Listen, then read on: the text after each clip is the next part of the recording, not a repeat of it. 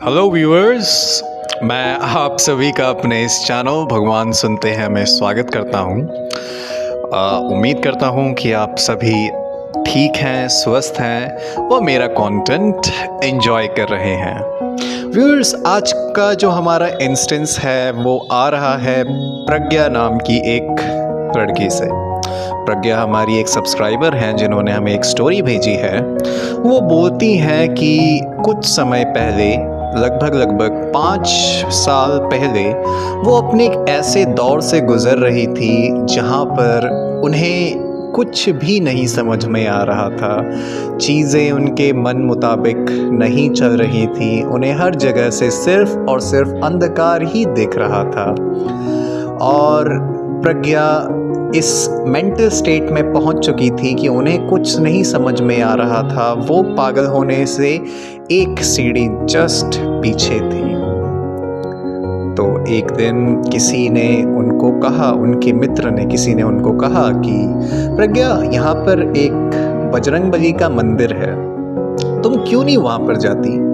देखो, तुमने तो सब कुछ कर लिया है जितना भी तुम्हारे हाथ में था। काम दाम दंड भेद तुमने लगा के हर एक चीज़ को देख लिया है, मगर तुम्हें कहीं से भी जब कुछ नहीं समझ में आ रहा है तो तुम एक बार मेरे कहे से बजरंगबली के मंदिर जाओ। प्रज्ञा ने उसको कहा कि नहीं, ये सब कुछ भी नहीं होता। हम अपनी किस्मत खुद बनाते हैं और भगवान नाम की कोई चीज़ नहीं होती। और प्रज्ञा ने इसको एक सुपरस्टिशन कहा और छोड़ दिया। उन्होंने उसकी बात नहीं मानी। तो फिर कुछ ऐसा हुआ कि प्रज्ञा को वहाँ पर जाना पड़ ही गया।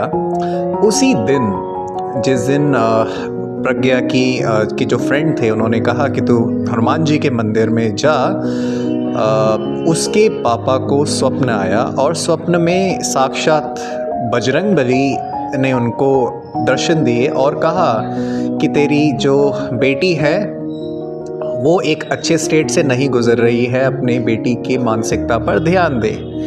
और उनका जो रूप धारण करा हुआ था वो बहुत ही अजीब सा था। मतलब कि मतलब कह सकते हैं कि बस बजरंगबली ने एक अपनी निशानी छोड़नी थी कि हाँ, मैं आया था, मगर पूरे दर्शन दिए भी नहीं और पता भी चल गया, जिसको हम आमतौर की भाषा में कहते हैं कि सांप भी मर गया और लाठी भी नहीं टूटी। तो भगवान ने, बजरंगबली ने कुछ उसी तरीके से उनके पिता के स्वप्न में आके दर्शन दिए। तो फिर अगली सुबह प्रज्ञा के पापा ने उससे पूछा कि प्रज्ञा, एक बात बताओ, आजकल तुम्हारे जीवन में चल क्या रहा है? प्रज्ञा बहुत डर गई थी और सहम गई थी, क्योंकि जो उनके जीवन में चीज़ें चल रही थी वो उनके मन मुताबिक नहीं चल रही थी। और उनको कहीं ना कहीं ऐसा लगता था कि यदि मैं अपनी चीज़ें अपने पापा को बताऊंगी तो वो मुझे डांटेंगे। मगर उनके स्वप्न में, अब ऐसे प्रज्ञा के जो पिता थे वो भगवान में बिलीव करते थे, उनके चमत्कारों में बिलीव करते थे। तो ये कोई हार्ड टास्क नहीं था उनके लिए कि, और यूँ कहूँ कि कोई छोटी बात भी नहीं थी उनके लिए कि ऐसी ऐसी चीज़ें हो चुकी हैं और कुछ ना हुआ हो। तो फिर इंसिस्ट किया प्रज्ञा ने, प्रज्ञा के पापा ने प्रज्ञा को कि बताओ मुझे क्या बात है। अब प्रज्ञा फिर भी कुछ ना बोले। फिर प्रज्ञा ने बताया, देखो, प्रज्ञा के पापा ने बताया कि देख प्रज्ञा, मेरे स्वप्न में आज हनुमान जी आए थे। उन्होंने बताया कि तेरे साथ में कुछ सही नहीं चल रहा है। उस वक्त प्रज्ञा के दिमाग में जो कह सकते हैं कि एक गुब्बार सा फूटा कि ये क्या हुआ।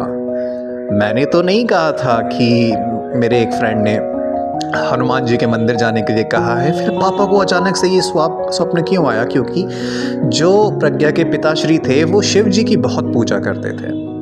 तो ये प्रज्ञा के लिए बहुत ही एक अचंभे जैसी बात लगी कि ऐसा कैसे हो गया। फिर प्रज्ञा ने बताया अपने पापा को कि देखो पापा, ऐसे ऐसे अप्स और डाउन्स लाइफ में चल रहे हैं। प्रज्ञा के पापा ने बहुत ज़्यादा संभावना दी अपनी बेटी को और कहा कि बेटा, तू चिंता बिल्कुल भी मत कर, मैं हूँ ना तेरे साथ में, और जब तक मैं हूँ तुझे चिंता करने की कोई ज़रूरत नहीं है। प्रज्ञा को वहाँ बहुत सहारा मिला। फिर प्रज्ञा ने अपना ब्रेकफास्ट किया, करने के बाद वो अपने कमरे में गई, पर प्रज्ञा के दिमाग से वो बात अभी तक भी नहीं जा रही थी कि आखिर ऐसा हुआ तो हुआ क्यों, हुआ तो हुआ क्यों। प्रज्ञा को सोचते सोचते लगभग दोपहर के 2 बज चुके थे। तो प्रज्ञा ने फाइनली डिसाइड किया कि जो मंदिर है इनके घर के पास में वो वहाँ पे जाए, और फट से उसने अपने उस दोस्त को फ़ोन मिलाया और उसने कहा कि भाई मैं ना मंदिर जाना चाहती हूँ। तो प्रज्ञा के फ्रेंड ने कहा क्यों भाई, तू तो मानती नहीं थी इन चीज़ों में, तू तो सुपरस्टिशियस समझती थी इन चीज़ों को कि कुछ भी नहीं होता। फिर प्रज्ञा ने बताया कि मेरे जीवन में जब से आपने कहा कि जाओ मंदिर, कुछ ऐसा घटित हुआ है कि मुझे कहीं ना कहीं लगता है कि मेरा बुलावा आया है, मुझे वहाँ जाना चाहिए। तो उन्होंने कहा कि ठीक है, बिल्कुल तेरे को सही लगता है, तेरे को वहाँ ज़रूर जाना चाहिए, और जाना तो खाली हाथ मत जाना। फिर प्रज्ञा ने पूछा कि ऐसा क्या करूं, क्या लेके जाऊं मैं उनके लिए, क्योंकि प्रज्ञा से पहले कभी नहीं गई थी और उनके मन में कहीं ना कहीं ये भी था, बहुत जगह से सुना था कि लड़कियां जो हैं वो हनुमान जी की पूजा नहीं करती हैं। तो हुआ क्या कि ये चीज़ उसने उससे पूछी। उसने कहा कि तू चिंता मत कर, भगवान सबके होते हैं, जिसका कोई नहीं उसके भगवान होते हैं, तो बिल्कुल चिंता मत कर। तो एक काम करियो, बजरंगबली के लिए लड्डू ले जाइयो, नहीं तो बूंदी का प्रसाद ले जाइयो, एक माला ले जाइयो, और एक चिट्ठी पे ना लाल रंग से राम लिख के ले जाइयो, तो हर एक चीज़ को मेरे स्वामी हर लेंगे। तो प्रज्ञा ने ठीक वैसे ही किया। प्रज्ञा कंफ्यूज थी कि आखिर मैं लेके क्या जाऊँ, तो वो थोड़ा थोड़ा दोनों चीज़ लेके चलेगी। जैसे वो मंदिर में पहुंची, वहाँ पे पुजारी जी नहीं थे, वो खुद बैठी वहाँ पर। बैठने के बाद में वो चीज़ें खुद से बजरंगबली के समक्ष रखी, वो चिट्ठी रखी और वहाँ पर हनुमान चालीसा का पाठ करने लगी। उनको आता नहीं था करना, लेकिन सामने दीवार पे लिखा हुआ था तो वो उसी को पढ़ने लग गई। उन्होंने हनुमान चालीसा का पाठ पूरा किया। कम से कम बताती हैं प्रज्ञा की 5 से 6 मिनट मैं उसके बाद मौन में चली गई। मौन में चली जाने के बाद में उसे नहीं पता कि वो प्रज्ञा है या क्या है, उसके साथ क्या हो रहा है क्या नहीं। वो वहाँ पे बैठी सर को झुका के हनुमान जी के सामने, और वो क्या देखती है कि जब वो मौन से जस्ट निकली तो पता नहीं कहाँ से बंदर आए। बच्चे थे बंदर के, वो बंदर के बच्चे आकर उसके नीचे ना छोटे छोटे जो मखाने के दाने थे वो बिखरे हुए थे साइड में, और सामने लड्डू भी रखा हुआ था। तो वो बंदर मखाने खा गए एक एक चुन चुन के। प्रज्ञा बताती है हालांकि कि वो बंदरों से बहुत डरती हैं, पर वो साथ में उन्होंने ये भी बताया कि पता नहीं कि कहाँ से मेरे अंदर में शक्ति आई कि मैं वहाँ पे बैठी हुई हूँ, जैसे कि मुझे किसी ने बैठा रखा है वहाँ पे कि तू चिंता मत कर, मैं बैठा हूँ।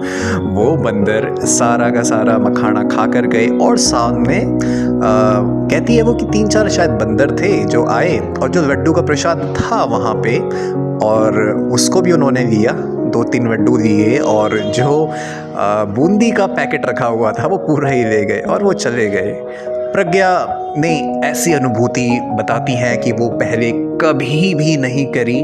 फिर पाठ करने के बाद में ध्यान करने के बाद में मंदिर से वो वापस आई और आके बोलती हैं कि मेरे साथ फिर जीवन में कुछ ऐसा हुआ जैसे मानो चमत्कार है। जहाँ जहाँ से मेरे काम रुके हुए थे वो हर जगह से मेरे काम बनने शुरू हो गए, मुझे नए नए क्लाइंट्स मिलने लग गए। जो मेरा समय था वो जैसे बदल गया, बिल्कुल बदल गया, और मुझे वहाँ से आने के बाद ऐसा लगा जैसे मेरा पुनर्जन्म हुआ है। मैं वो प्रज्ञा कभी नहीं रही, मतलब मेरे अंदर साहस इतना ज़्यादा भर गया, मैं क्या बताऊँ, ये प्रज्ञा के शब्द थे। और बताया उन्होंने जैसे मेरे जीवन में चमत्कार हो गया। उसके बाद मैंने जो कुछ अपने जीवन में सोचा था, मैं वहाँ पर मांग कर भी आई थी, वो चीज़ उनको जीवन में मिली।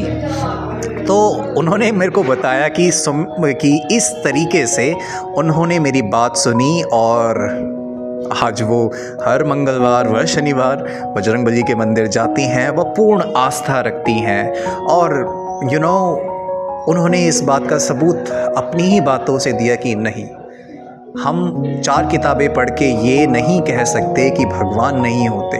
भगवान बिल्कुल होते हैं। भगवान का आकार नहीं पता वो किस तरह दिखते होंगे, कैसे दिखते होंगे, मगर एक ना एक शक्ति तो है ही है जो हमारी हर समय देख रेख कर रही होती है, हमारी हर समय रक्षा कर रही होती है। और साथ ही साथ वो शक्ति हमसे सिर्फ और सिर्फ ये चाहती है कि सरेंडर कर, बस सरेंडर कर। और जो प्रज्ञा ने कहा, और ये थी प्रज्ञा की एक कहानी, नॉट कहानी, rather it was an instance. ये उनके साथ में जीवन में घटित हुआ।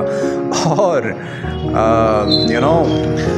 और मैं आशा करता हूँ कि आपको ये कंटेंट ज़रूर पसंद आ रहा है। और यदि आपको ये कंटेंट पसंद आ रहा है तो कृपया इसे लाइक कर दीजिए, शेयर कर दीजिए एंड सब्सक्राइब कर दीजिए। एंड यदि आपको आपके साथ भी जीवन में ऐसी कोई सत्य घटना घटित हुई है जहाँ पे आपको लगता है कि ईश्वर ने आपकी बात सुनी है और आपकी सहायता करी है, तो आप मेरी ईमेल एड्रेस भगवान सुनते हैं भगवान सुनता है @gmail.com, और आपके स्क्रीन पे एक ईमेल एड्रेस दिख रहा होगा, वहाँ पे अपनी स्टोरी भेजिए और मैं उसे अपनी आवाज़ में नरेट करूँगा। थैंक यू सो मच, आपने इस वीडियो को देखा।